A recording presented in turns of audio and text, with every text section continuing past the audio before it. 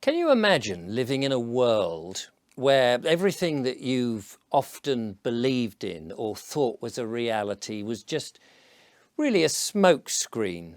That the people who were looking after you, for example, some form of administration, were just not on your side. They sort of gave hints about this in the way that they would perhaps overtax you or make you do things that you didn't really think was necessary, particularly in, say, I don't know, a health crisis like that. And people would argue against it, but they would just completely ignore it. And in fact, perhaps another party that was supposed to shadow them would just double down on it and ask for more, that nobody would put the other side of the case. Can you imagine living in a world or a society in which the people who you have voted in just don't seem to stick to the manifestation and seem to be applying powers and instructions that you would have thought were unwise and not sensible? And then if, let's say, for example, things have been brought forward that something, I don't know, it could be some medical treatment that you've had to have, and in many ways it's been mandated on you, and a lot of people have resisted, but most people have gone along with it, only to define that there are a few problems with that thing. Can you imagine a society in which maybe a member of the parliament had got up and suggested, actually, according to some form of yellow card system, that there was definitely a problem, that even in the initial tests, perhaps one in something like 800 people were reporting that there were problems with this medical treatment that everybody was sold was a great idea and good for their health and protect them, only to find that it wasn't quite as great and as good. And then they simply ignore that. And in fact, the person who would stand up in Parliament, nobody actually listened to. I mean, what kind of a world is that? Where, I mean, I would hate to live in a world like that, as I'm sure you would. And in which most of the people also around you, they seem to be somewhat brainwashed, and maybe it's because they've watched rather a lot of television and the people on the television have said things to them, and for some reason, just because they're contained in a small box in their living room and they can turn this thing on in the morning and leave it on pretty much 24/7, they believe these people, and yet these people on the television a lot of the time are not really experts. Some of them are what we dubiously call celebrities, and yet they'll tell you things almost in a hypnotic way, or they'll say that you're stupid if you don't follow this sort of thing. Well, can you imagine that world, perhaps if you were to look down to the future, and maybe people did start to wise up to a few things that were going on, and started to join the dots and begin to get worried?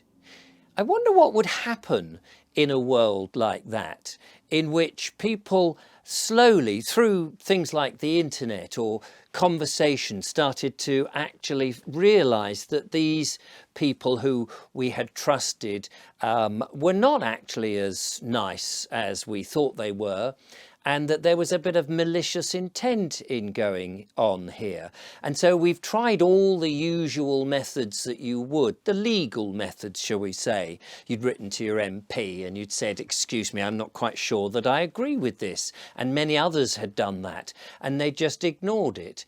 Well, what would happen, do you suppose, if soon a large number of these people started to sort of really protest? I mean, we've seen in the past when people protest, if they protest against the wrong thing, you know, the police can come down quite heavy on those. Whereas if they protest about the right thing, the thing that seems to be the trendy thing to protest about, the police will, well, they'll endorse it. They'll even start dancing and wearing appropriate colours that the protesters have, make them a cup of coffee, no doubt.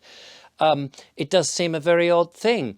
Well, imagine that world going forward where people actually decide, you know, en masse have decided there is something dodgy going on. Let's just say, supposing people did think, and instead of the brainwashing, they suddenly snapped out of it. And en masse, lots and lots of people were actually protesting about this.